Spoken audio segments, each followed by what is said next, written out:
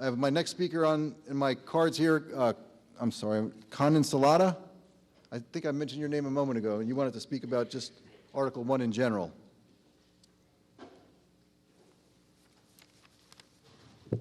Actually, I wanted to pass a motion on Article 1. You want to make a motion? Correct. Do you want to speak to, go ahead. Speak to it and make a motion. Conan Salada, 132 Kennedy Drive. I'm deeply concerned over the board's current budget proposal and the ever-increasing tax burden that is being passed on to our community year after year with seemingly no end in sight. This school system's bloated and unsustainable spending greatly contributes to that burden, and more of the residents of this community, whether they utilize the school or not, are finding it increasingly difficult to pay those fines. You've given us two bad options to vote on, neither of which I can support. Where's the third fiscally responsible option that takes into account the decreasing property value of Keene, which directly affects the tax burden? Where is the option that takes into account the dwindling student population? Common sense tells me that when these numbers go down, the budget should follow suit as well. Your good intentions, and I speak to everyone who continues to vote for these bloated budgets, your good intentions are chasing away the young, the lower middle class, and the potential businesses from our community. I would like to put forth a motion that the board reduce the proposed 213-214 school budget by 10% and 10% every other year after. That is out of order. You have to focus on the operating budget for the upcoming year. You can't make a motion to affect multiple budgets down the road. Then this year, I'd like to reduce the budget by 10%. Second. So the motion on the floor is to amend the operating budget Article 1, by reducing it by $6,238,694, correct? Right. Okay. Does anybody want to speak for or against that motion to amend? Yes.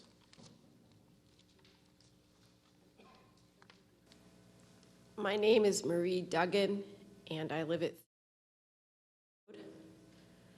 I have a 6-year-old and a 10-year-old in the public schools.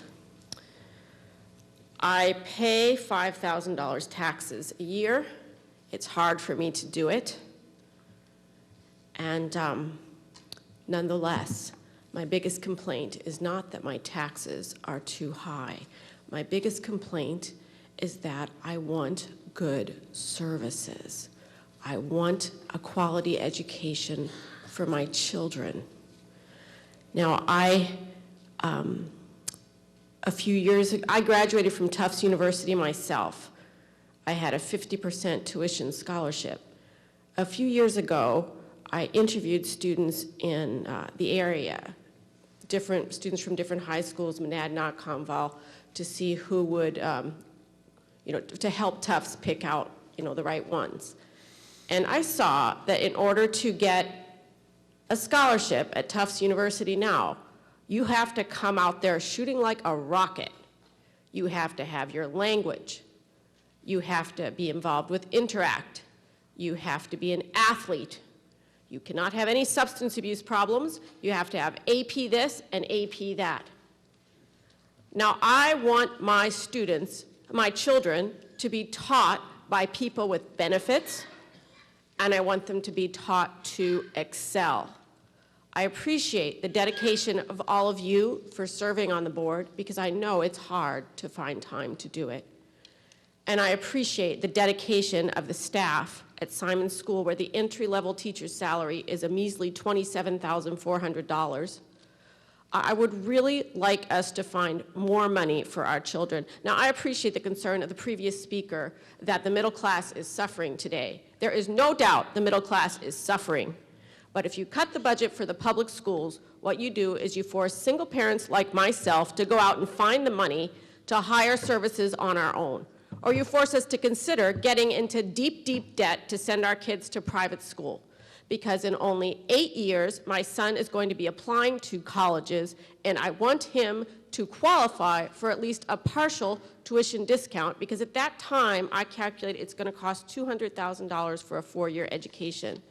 Now, I'd just like to say one more thing, which is that the country as a whole is really buying into this. cut funds, cut funds. No, don't do it.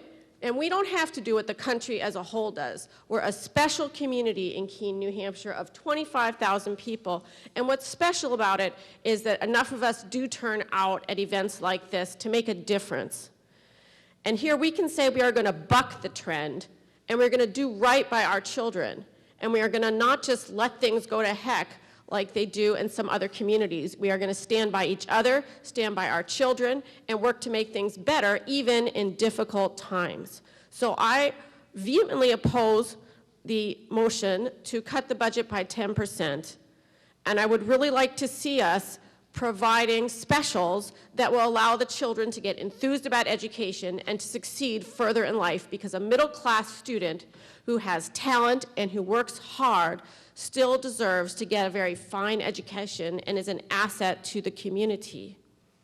Thank you. Thank you.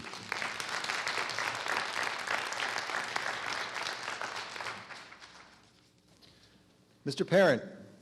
Briefly, this is not a serious motion. This is a joke. There is no explanation whatsoever as to how this would be done, how you would maintain our contracts, how we would maintain the buildings, how we would heat the buildings.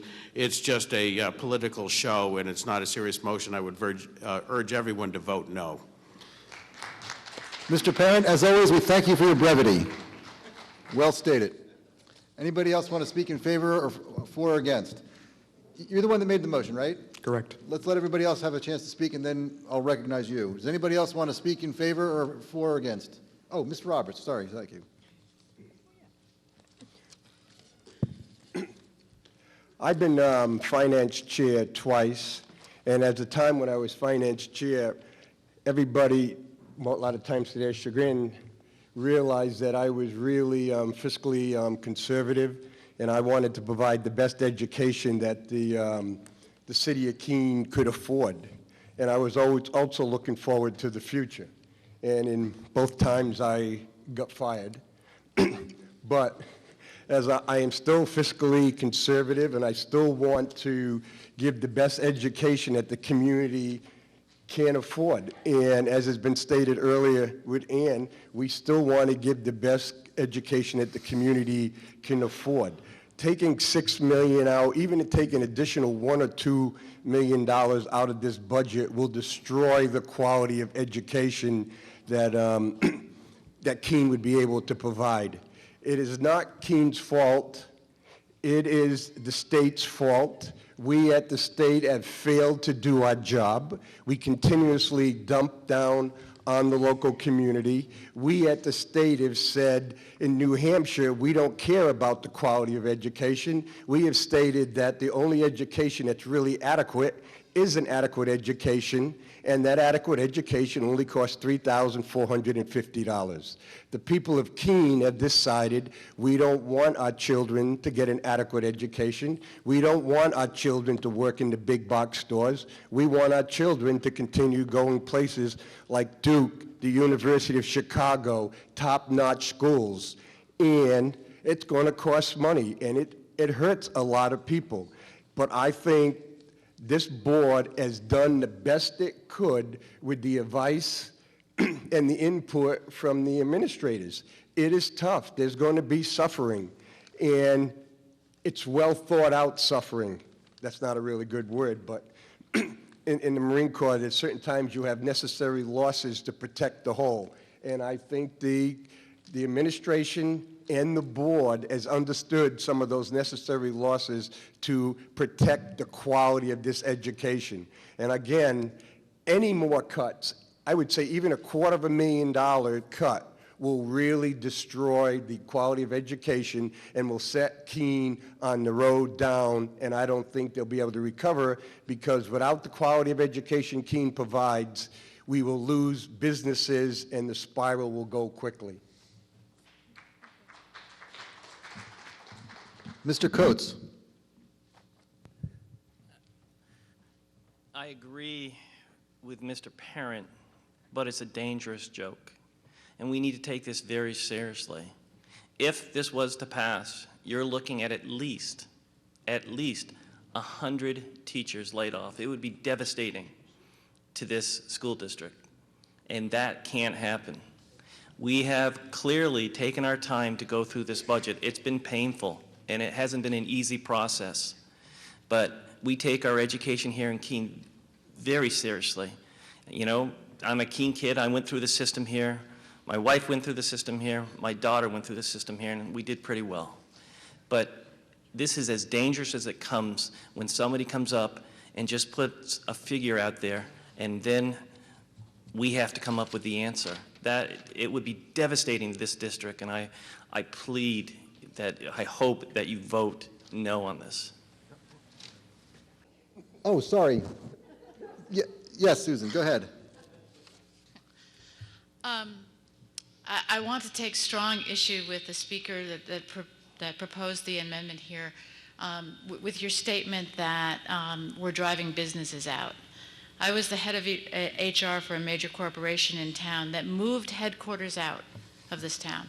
And part of why they did that was because they, quote unquote, couldn't find the right talent here locally. What businesses care about is that we have a workforce that is trained and educated and can do a good job. And when I would bring people into town, one of the very first questions they would ask me is the quality of the school system. We do have a strong school system here in Keene, and that kind of, I would agree with Chris, that's an irresponsible recommendation, and would devastate us here. And it would devastate us in terms of our ability to grow our business base here in the area. Because if we don't have strong school systems, they aren't coming. Does anybody else want to speak in favor or against the motion on the floor? I'd like to assure everyone that this isn't a political stunt. I do own property in this city. I do live here with my teenage daughter, who I homeschool. And I do feel that it's the tax rate which is going to hurt this community in the long run. It will continue to prevent businesses from wanting to come into this city. It will prevent the young people from wanting to even live here. They're going to leave, and before you know it, you're going to have a hard time on your hands with nothing but the older generations, with no young people to take care of you. My question is, why are the New Hampshire charter schools and private schools able to do it for half of the price that Keene is doing it? It doesn't make any sense to me. Now, before I call the motion, does anybody else want to speak in favor of or against the motion to amend? Seeing none, you have your pink or salmon-colored sheet. This is ballot question B, please. If you are in favor of cutting the budget by $6,238,694 or 10%, vote yes. If you are not in favor of that motion to amend, vote no. And the ballot boxes are to the rear. If the meeting would please come to order. The motion on the floor that we just voted on was to decrease the operating budget by $6,238,694.